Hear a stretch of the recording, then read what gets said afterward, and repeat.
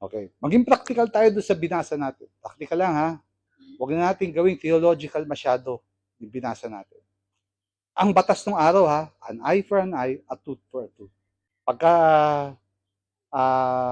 pinukpok ka, pukpukin mo din. Pag kami natanggal sa'yo, tanggalin mo rin. Pero tayo ngayon, mga modern day na tao, pagka tayo nasaktan, ano sinasabi ng mga Batanggenyo? Lintik lang ang walang gante. Di ba? Pagka nasaktan ka, babaga na. Babaga na tayo, suntukan na. Ang nakakatakot lang, kasi ngayon, pag binatukan ka, ang kapalit ng suntok. Pag sinuntok ka, ang kapalit ng tubo. Pagka tinubo ka, ang kapalit nun, babariling ka. Pagka binaril ka, ang kapalit ng babarilin, dalawang kamag-anak mo. Pagka binaril dalawang kamag-anak mo, babarilin mo tatlong kamag-anak nila. Ubusan ng lahi, ano? Ganun ang sistema natin ngayon. Pagka ako chinismis, dadagdagan ko pa yung chismis ko sa inyo.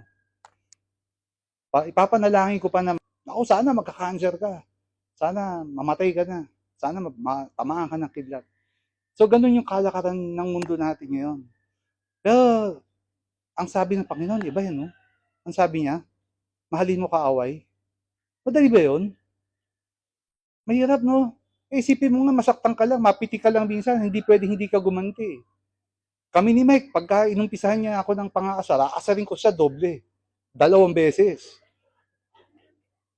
Hindi pwedeng hindi ako lamang. Pagka gumante ko, lamang ako. Ganun yung mundo natin ngayon. Pero sinasabi ng Panginoon, mahalin mo kaaway mo. Paano natin mamahalin ang kaaway natin? In concrete terms. Ang daling sabihin, no? Mahalin ko kaaway ko. Pero kung isipin mo, paano ko mamahalin ang kaaway ko?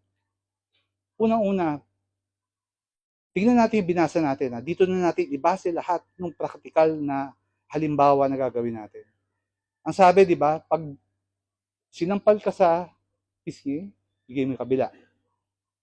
Ibig sabihin lang nito, okay, maghiganti. Pagka tayo na agrabyado ng konti, parang hirap, no? Hindi ko kaganti, sinaktan ako. Binatukan yung anak ko, hindi ako kaganti. Hindi ko malang mapakita sa anak ko na paglalaban ko siya. Ganon yung kultura ng mundo ngayon. Pero sinasabi ng Panginoon, huwag kang maghiganti.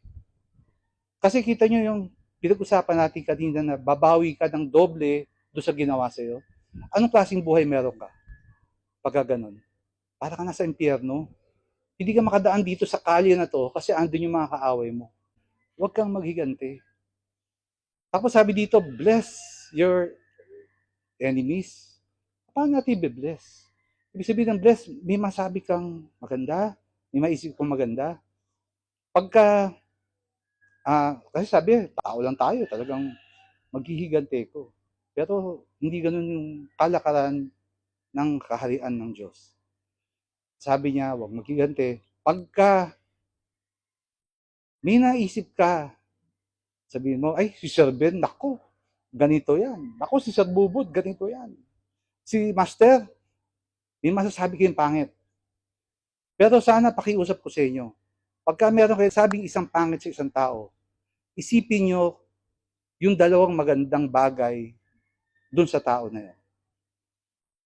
Bless nyo sa pamamagitan ng iyong pananalita. Kung kayo ay nagmamarites, nagkakasala kayo sa salita, isip kayo ng dalawang bagay na mabibigyan nyo siya ng konting justice. Tingnan nyo kung ano yung maganda sa tao.